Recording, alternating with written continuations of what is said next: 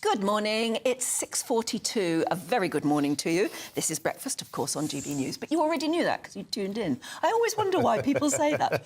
You're watching so-and-so. When I'm at home, I say, I know I'm watching that because that's why I chose you. Anyway, thank you very much for being with us. Shall we take a look at today's newspapers?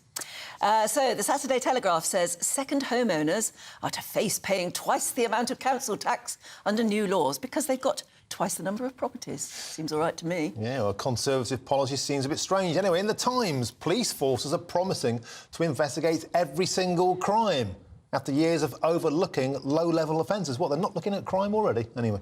I would have thought that was their job. Yeah. In the Mail, Keir Starmer has last night faced fresh calls for him to get off that fence and try and delay the expansion of London's ultra-low emission zone. And back to the migrant row now. Army chiefs are being blamed for delays in housing migrants on a key military base, and that's according to an exclusive on the front page of The Express. And finally, The Star says, not now pesky ice age killers. Apparently, they're reporting that humankind could be wiped out by ancient nasties released from millennia-old melting ice. Actually, that is quite a cool story. I saw that yesterday. Yeah. They've managed to get... Is it some sort of a worm? Yeah. That wasn't killed in the Ice Age. It was just frozen and went into a deep, dormant sleep.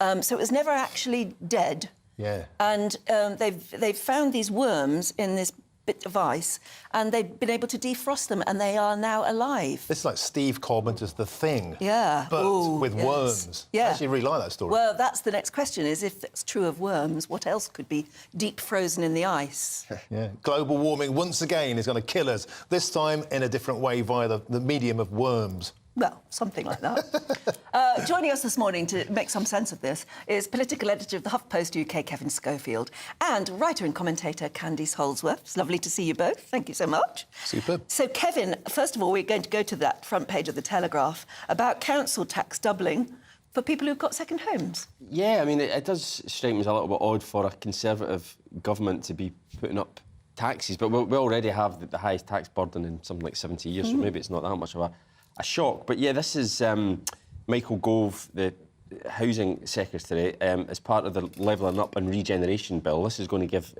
local authorities, apparently, the power to double council tax on people's second homes. Now, you might think if you're rich enough to have a second home, then you can well afford it, which is certainly one point of view. As I say, the other point of view would be, well, what are Conservatives doing, putting up taxes? It might well politically backfire on them, because you would imagine that most people who are rich enough to have a second home might well be Conservative voters, and it might make them think twice about backing the Tories. Yeah, but we have, in places where people like second homes, we have villages, we have seaside resorts where half the housing is empty. Yes, well, that is the argument. That is basically the whole purpose of it. It's not really to raise revenue as such, although it will.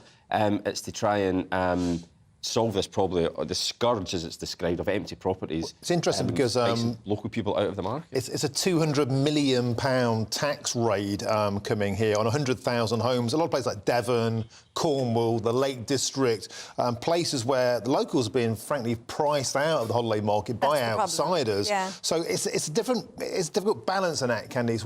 But this is a Tory government putting a tax against, as Kev said, second homers. It just seems like electoral suicide. Well, kind of, but I mean, I suppose Michael Gove is more of an old-school Conservative. He's not necessarily focusing on and prioritising economics. He's prioritising community and family, and those are Conservative values. And in some of these places, people are saying, you know, our communities are becoming displaced. You know, children can't buy houses near to their parents because you've just got all these empty properties.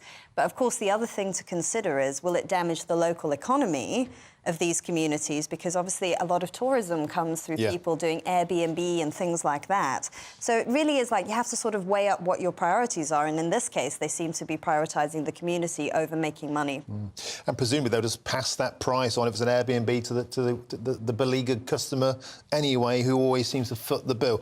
Candice, the story which caught our eye in the intro there, it's astonishing that it's actually a story.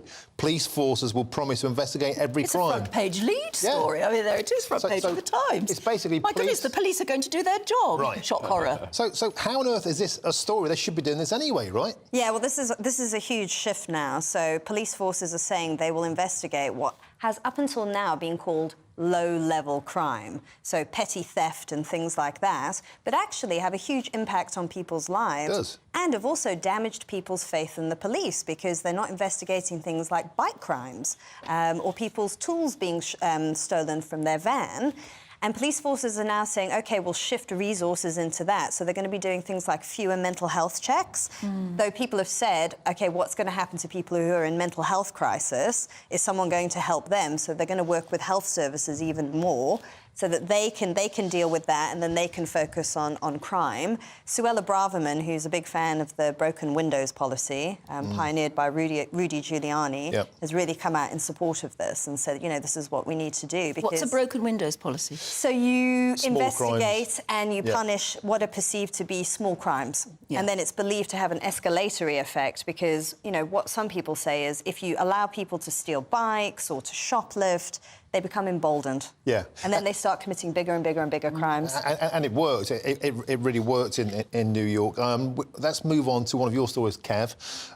This thing about ULEZ. So it was passed as lawful yesterday at the High Court of London for Sadiq Khan. However, it did cost them Uxbridge, the by-election. So is this something you think that Keir Starmer, once again, Captain U-turn, will change his position? I mean, I think it would have been quite good for Keir Starmer. I'm sure he was secretly hoping that the Conservative councils that raised this legal action had won because it would have solved a massive political headache for him. Although he can't say it overtly, he wants Sadiq Khan not to go ahead with ULEZ because, as you say, it cost them Uxbridge. They can see it potentially costing them other seats in outer London. But it's an absolute and mission other cities for as well. Sadiq Khan, It is, absolutely. Well, he's written a book about fresh air. He's not going to U-turn on this at all. And the last chance for it not to happen, I think, was this court case yesterday. It was ruled to be legal. It's going ahead at the end of August. And, I mean, Keir Starmer can jump up and down and have secret behind-the-scenes talks with Sadiq Khan all he wants, but it's going ahead. But it's interesting, that's a massive political headache for him. Keir Starmer wants to win the next election. Sadiq Khan has already won his election. He is mayor. Well, yeah, but he's standing again. Well, that's true. Yeah. But he is, he's the most senior Labour person in power, isn't he? Yeah, and that's what being in power is all about, is making tough calls. And this, he says it was a difficult one, but you're right, he obviously instinctively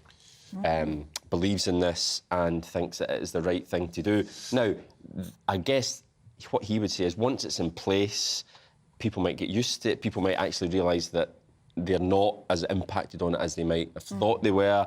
That's what they'll be hoping. And then come election time next year, it's less of an issue. This makes sort of lance the boil, as it was. Where if you were just to cancel it, you're kicking the can down the road. It really is an You're issue. just keeping it going as a political debate. But it's certainly a major headache for Keir Starmer. We have to leave it there, sadly, Kev and Candice, but I know in the next hour we're going to talk about net zero. Is it something that Starmer should be pursuing? Because Tories said they'll drop it, and apparently it's given the Labour Party a polling boost. Next time, let's look at that, Candice. Thank you very much. Lots more to talk about then.